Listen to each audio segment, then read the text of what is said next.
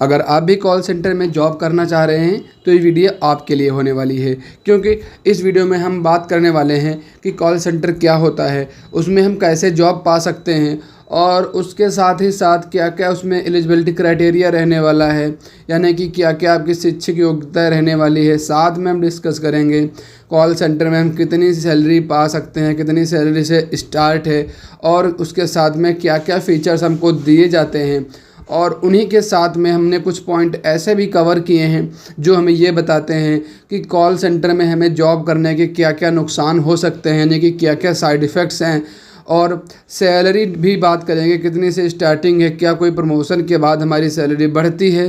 तो इस तरीके की मैंने कई सारे पॉइंट्स कवर किए हैं, यानी कि ओवरऑल जो वीडियो है बहुत ही इन्फॉर्मेटिव होने वाला है उन लोगों के लिए जो लोग कॉल सेंटर में जॉब करने की सोच रहे हैं, क्योंकि काम तो एक बेहतरीन तरीके का होता है।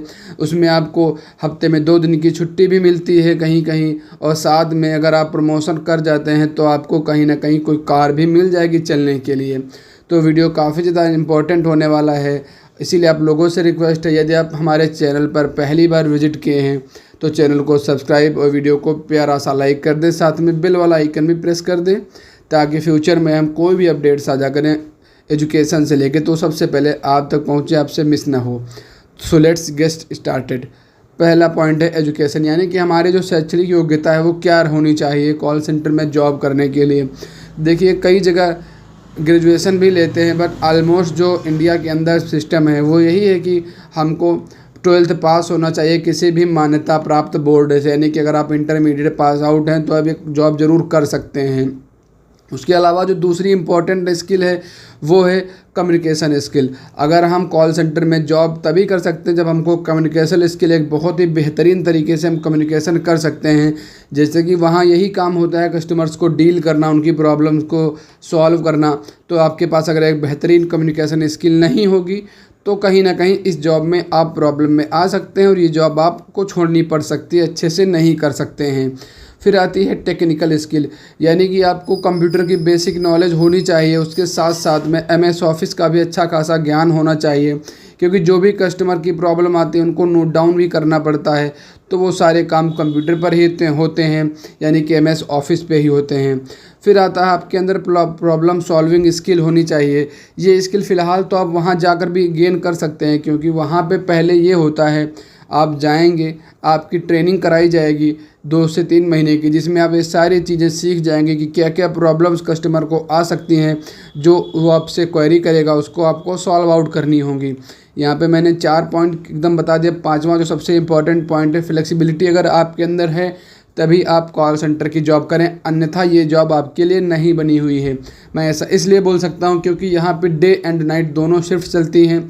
कई बार ऐसा हो जाता है कि जो डे में वर्क कर रहे हैं उनको नाइट में लंबा काम करना पड़ सकता है और छुट्टी नहीं दी जाती है। ऐसा हो सकता है कि 10 बजे अगर आपका 10 से 5 आपका काम स्टार्ट और ख़त्म होता है, तो कई बार ऐसा हुआ है कि 10 बजे आप गए और रात के 12-1 बजे भी आए हैं। तो इस तरीके से अगर आपके अंदर फ्लेक्सिबिलिटी नहीं है, इस चीज़ से अगर आपको प्रॉब्लम कोई नहीं है, तो भी आप ये काम बहुत ही अच्छे तरीके से कर सकते हैं। और इसके अलावा मैं आपकी जो एक्सपीरियंस की बात कर लेता हूँ, आपको एक्सपीरियंस नहीं भी है फिर भी चल जाएगा, क्योंकि ये लोग जो है वैसे तो एक्सपीरियंस लोग ही लेते हैं, बट कुछ अवसर ऐसे भी देते हैं जो फ्रेशर्स के लिए होते हैं। तो वहाँ पे 50-50 का चांस रहता है, यानी कि जॉब्स आती रहती हैं, आप अप्लाई कर सकते हैं वहाँ पे और जॉब कर सकते हैं। ये मैंने इससे कुछ इंपॉर्टेंट पॉइंट बता दिए। अब उसके समय जो आपके इसके साइड इफ़ेक्ट हैं, यानी कि जो इसमें बाधाएं आने वाली हैं काम करते समय, वो भी मैंने कुछ पॉइंट्स कवर किए। उसके बाद सैलरी बताएंगे कितनी रहने वाली है। तो जिसमें पहला समस्या है लंबे समय काम करना, यानी कि मैंने जैसे कि बताया 10 से 5 आपकी शिफ्ट चलती है, तो कई बार ऐसा भी होता है 10 से 12 आपको काम करना पड़ सकता है। तो वहाँ पे कहीं ना कहीं आप बीमार भी हो सकते हैं, तो उस हिसाब से आपको मैनेज करना होगा अपने आप में। ये इसका एक साइड इफ़ेक्ट ऐसे बोल सकते हैं हम।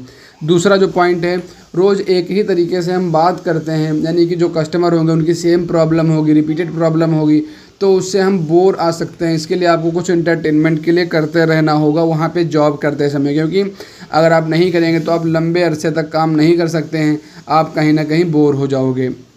जो तीसरी समस्या है वो है कि स्वास्थ्य समस्याएं हमको आ सकती हैं, क्योंकि हम कंप्यूटर में कंटिन्यू वर्क करना होता है तो आँखों की प्रॉब्लम, गर्दन की प्रॉब्लम या पीठ की प्रॉब्लम, इस तरीके से जो प्रॉब्लम्स हैं वो हमको फेस करनी पड़ सकती हैं अगर हम कंटिन्यूसली वर्क करते हैं तो। साथ ही में एक लास्ट जो साइड इफ़ेक्ट है, यानी कि जिसको हम बाधाएं बोल सकते हैं, वो है कस्टमर से नकारात्मक प्रतिक्रियाएं। यानी कि जब हम कस्टमर से डील करेंगे तो कई कस्टमर्स ऐसे होते हैं जो गाली भी देने लगते हैं, यानी कि फ़िलहाल वो गलती आपकी नहीं है, मुझे पता है, वो गलती होती है कंपनीज़ की, क्योंकि अलग अलग जो कंपनियां होती हैं उनकी गलतियों की वजह से जो कस्टमर होते हैं, यानी कि जो एम्प्लॉई होते हैं, कॉल बॉय होते हैं, कॉल सेंटर में जितनी भी फीमेल या मेल होते हैं, कई बार उनको नकारात्मक गालियां सुनने को पड़ सकती हैं। वहाँ पे आपको कंट्रोल करना है, आपको ना तो कॉल कट कर सकते हैं और ना ही आप उनको गाली दे सकते हैं, क्योंकि इस चीज़ के लिए आप कहीं ना कहीं मजबूर होंगे। तो यहाँ पे इसीलिए आपको बस क्या करना है, वेट करना है और उनकी पूरी अच्छे से प्रॉब्लम को सॉल्व करना है। अब हम अगर सैलरी की बात कर लेते हैं तो जो फ्रेशर्स होते हैं उनकी सैलरी इंडिया के अंदर 15 से 25 हज़ार तक की हो सकती है। और अगर आपके पास 1 साल का लगभग एक्सपीरियंस हो चुका होगा, यानी कि इसमें बहुत ही लंबा, ऐसे बहुत ही कम ही लोग होते हैं जो 1 साल तक वर्क कर सकें, लेकिन अगर आपका 1 साल का एक्सपीरियंस है तो कुछ कंपनीज़ होती हैं जो 25,000 से 35,000 तक का भी पैसा दे देती हैं। और अगर आप सुपरवाइज़र हैं या टीम लीडर हैं तो आपको 35,000 से 50,000 तक का भी जो फ़ंड है वो आपको मिल सकता है मंथली का। और अगर आप इससे भी ऊपर, यानी कि मैनेजेरियल पोस्ट पे हैं, मैनेजर्स हैं कंपनी के या किसी भी चीज़ के, तो वहाँ पर आपको 50,000 से 1 लाख तक का भी मिल सकता है। और उसके अलावा कई कंपनियां ऐसी होती हैं जो आपको स्वास्थ्य और यात्रा भत्ता, सारी की सारी चीज़ें और बीमा भी प्रोवाइड करती हैं, तो वहाँ पे आपके लिए एक अदर बेनिफिट हो सकता है। तो ओवरऑल जो अपडेट थी वो ये है, अगर आप कॉल सेंटर में जॉब करना चाहते हैं तो बेहतरीन तो रहने वाला है, लेकिन आपको उनके हिसाब से चलना होगा, उनके हिसाब से सैलरी लेनी होगी, जो वो कहेंगे वो करना पड़ेगा। स्टार्टिंग में आपको काफ़ी ज़्यादा प्रॉब्लम्स का सामना करना पड़ सकता है, लेकिन अगर आप करना चाहें तो कर सकते हैं। वैसे कई सारे ऐसे स्टूडेंट्स भी काम करते हैं जिनको पैसे की ज़रूरत होती है, वो बाहर रुकते हैं, पढ़ाई करते हैं, तो वहाँ पे काम करके अपनी पैसे अर्न कर लेते हैं और वो अपनी जो पढ़ाई है वो कंटिन्यू करते हैं।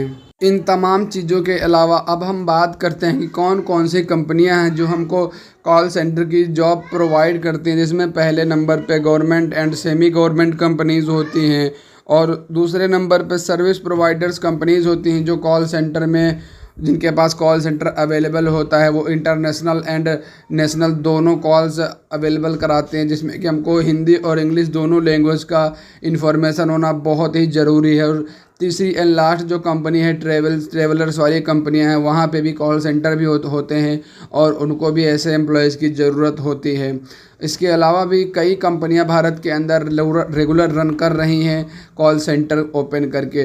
तो दोस्तों इस वीडियो में बस इतना ही था। अगर वीडियो पसंद आया हो तो वीडियो को लाइक कर दें और चैनल को ज़रूर सब्सक्राइब कर लें, क्योंकि हमारे चैनल पर ऐसे ही इन्फॉर्मेटिव अपडेट आते रहते हैं आपको किसी न किसी नए बिजनेस के बारे में, जिससे आप डेली का अच्छा खासा प्रॉफिट अर्न कर सकें। तब तक इस वीडियो में बस इतना ही। मिलते हैं नए वीडियो में, तब तक के लिए जय हिंद, वंदे मातरम, भारत माता की जय।